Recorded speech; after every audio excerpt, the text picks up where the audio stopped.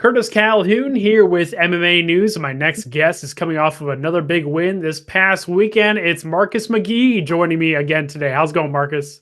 It's going great. It's going great. I'm blessed. Absolutely, man. Well, obviously, coming off of a big win, a few days removed from the fight, what are your first thoughts on your performance overall, how the fight went, and just kind of the whole experience? Yeah, I definitely I was excited about the performance for sure. Definitely some critiques in there that we have to go back to the drawing board and clean up. Again, like I've been saying, I think that's one of the best parts about this, though. Even in great performances, there's still a lot of lessons to learn. So super blessed to be able to learn those lessons. But overall, I was definitely excited to go out there and perform. Stylistically, I remember you mentioned in the post-fight press conference when you were speaking to the media, you were mentioning how you kind of got off to a slow start, so to speak. Can you talk to us a little bit about that in terms of, was it kind of his style that made it a little bit more tentative for you, or kind of just talk to us a little bit about that? Yeah, after going back and watching it too, I think it was a good decision. I think I read the situation right. I'm just known to be a fast starter. I think I'm known as a guy who kind of gets going pretty quickly, and I kind of felt that way. But we had decent exchanges. It was just us both reading each other and setting up good feints, a lot of good positional stuff. I thought I was going to be able to outposition him quickly, and he was mirroring my position very well. So that's kudos to him. And then I could just see the intention behind him, and I could feel his spirit as well. So those all played a good part in there. So I think that was good and good readings on my part, to be present and then get going when it was time. One thing that really stood out about the fight itself, I watched it back this morning right before this interview, and it really seems like your pace really was consistent pretty much from the beginning to as long as the fight lasted, right? So can you talk to us a little bit about that? And did you get a read early that you feel like your pace would have been able to give him some issues as the fight went on? Yeah, I think I'm known for getting these fights done early, but I do think that I'm the type of fighter that actually that will do really well in the later rounds as well. I think I'm the type of person, in the way I train. I train very hard. I do a lot of strength and conditioning. I do a lot of shadow boxing, intentional work, and I think that because of that work that I put in, it gives me the ability to be fresh throughout the fight. So even toward that end, when we were getting the finish done, I feel like I had tons left in the gas tank, and I could even take it to another pace as well. So I definitely think that those type of fights will play in my favor as well. Talk to us a little bit about your strength and conditioning program down there at the MMA lab, and how beneficial that's been for you, especially at this point in your career as you continue to rise up the ranks. Yeah, so we do a lot of strength and conditioning with J Rock at the MMA lab. He's a phenomenal strength and conditioning coach. He's been there for about 12 years now. Ben Henderson, Jerry Cannonier, all these guys have been with him, growing with him throughout the years, and I trust him immensely with my training. We work really hard. Even the times where I think training sessions will be a little bit less, they are not. We are still going pretty hard even into that Monday, into fight week. So I'm very blessed and thankful for him. And then also I train at Built Better here in Phoenix, or here in Scottsdale, Arizona as well.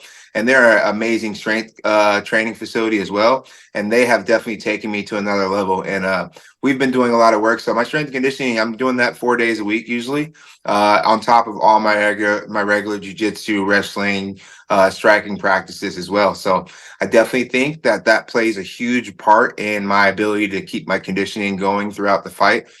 In moments where people would slow down, I'm able to hit the gas pedal. And I think it showed in my teammate Mario Bautista's fight as well, because you see him in that third round, he started going ham and turning up, and we worked together every single conditioning practices this camp, and literally we were just pushing each other, and it was such a blessing to be able to be with him in this camp and see him go out there and achieve his dreams and do it like he did as well. I actually want to ask you about that because I know Mario Bautista, obviously he picked up another big win as well in his own right. But I got to ask you, like, having a teammate in your fight camp as well, when both of you guys are getting ready for fights on the same night in this case, like, what is that whole experience like? Does that give you added motivation, or do you prefer to kind of stay in your own lane, or what is the whole experience like?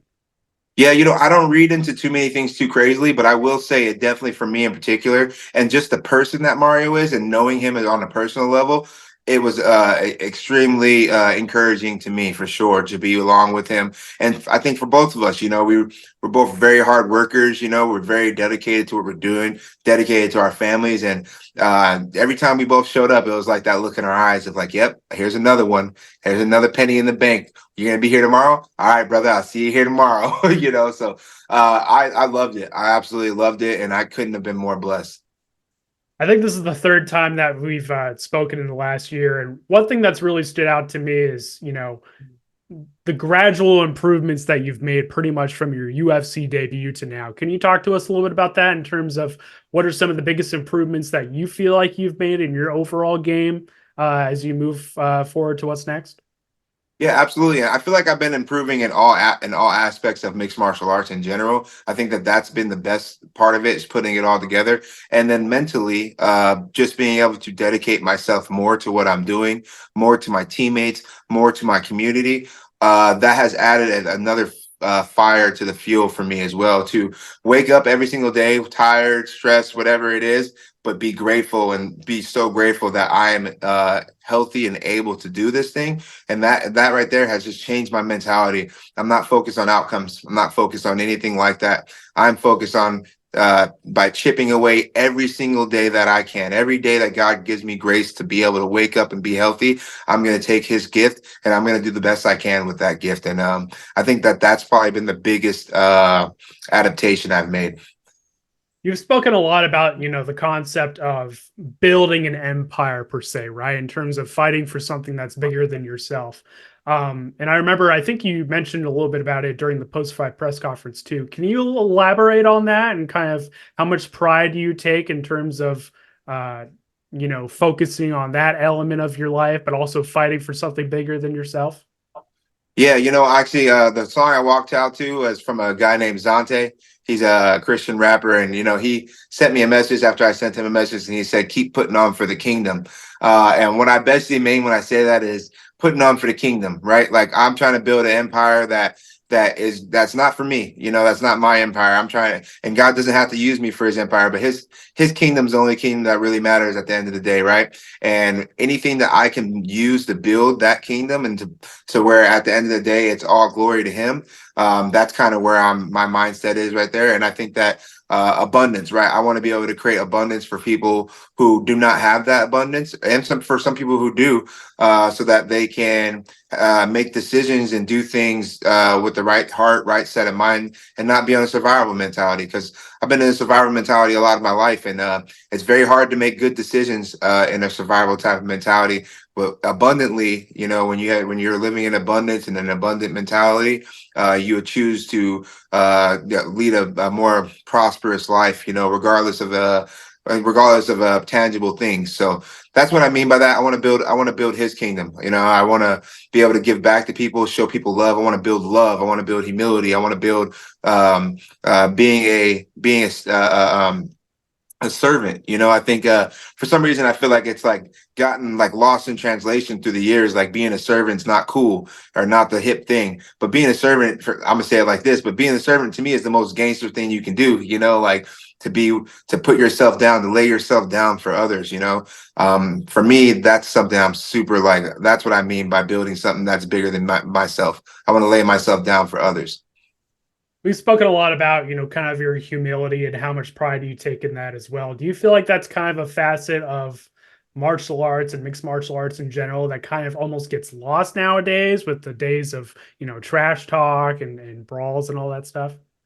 Yeah, I absolutely do, and I can understand that because I'm not hating on these guys that trash talk. Like that's their lane. And again, I can see where that be a play. This is war. And all kudos to them. I don't judge anybody. I love everybody the same. But for me in particular, if I have a choice on what my legacy is going to be, that's not what I want my legacy to be. That's not who I want to be. That's not who I want to look back on and see. You know what I'm saying? And that's not who I want God to look back on and see either when I face him and I have to own up to all my inhibitions. So like for me, I do think it's something that got lost in translation as a martial artist, right? And before I even got into fighting, I was into martial arts, and one thing about martial arts was all the humility, all the honor, all those type of things, control, like all those things that play huge part in not just fighting, in life, in the moments where you're going to get knocked down. Because I don't care how great any of us are, life will knock you down and keep you there if you let it. But you got to get, that's a quote from Rocky Balboa, but that's just the truth. Nobody hits harder than life, and life is going to hit us all. So the only way to overcome moments like that in life is to put in what you're trying to get out. Absolutely, man. And one last question for me. I want to talk to you a little bit about what's next. And I could ask you, all the stereotypical questions like who do you want next? Like what kind of opponent do you want? But you've spoken a lot about, kind of taking this slow and methodical approach to fighting and your progression and all that stuff and making your way towards the top 15. What advantage do you what advantages do you feel like that gives to you? And do you feel like some fighters, kind of almost push it too much and try to rush into that top 15?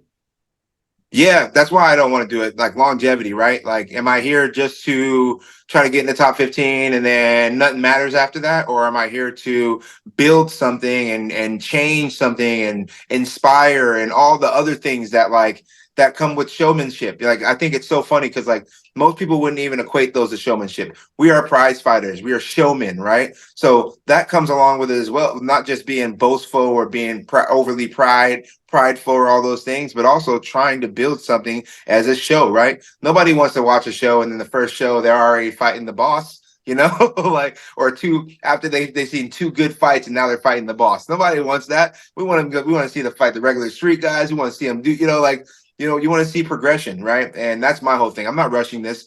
And I'm not trying to be slow either. I just want to do it the right way. You know what I'm saying? I don't want to be overly rushed to do things. I'm not like trying to be like, oh, I need to get in the top 15 by the end of the year. And that's what matters. What matters is getting into the top 15 and staying inside of the top 15 and competing at that higher level, not getting up there and getting beat up a couple times and then having to go, and not say that's wrong either, because even to get there and then lose, like whatever, that still could happen anyways. There's no guarantees in this thing. But for me in particular, I'm just trying to do something. I'm just trying not to rush and get to these titles, right? Everyone's so focused on these titles.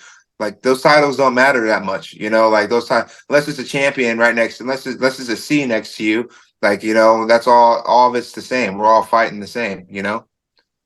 No doubt about it. Before we wrap things up here, once again, I really do appreciate the time. I know you got a lot going on right now. I wanted to give you the platform to shout out any sponsors you're working with, your team, teammates, all that good stuff. I'll give the final word. Awesome. Thank you. I appreciate it again. Yeah, definitely shout out the MMA Lab over in here in Phoenix, Arizona.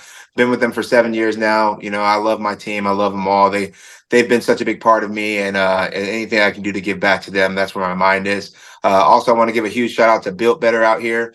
They changed my strength training immensely. I can feel it. I can see it. I love what we're working on, and I'm excited to keep on growing because I feel like we just got started. Huge shout out to Riz Pharma. They just blew down a barrier. They're now they're now a sponsor for the UFC, which is awesome. They've been working really hard in that aspect and they've done a lot for me. So Riz Pharma, if you guys are looking for any medications that you want discreetly mailed to your house and not have to go through all this crazy doctor stuff and see all these people, definitely check out Riz Pharma. And then my nutritionist, Ancientarian Nutrition out here.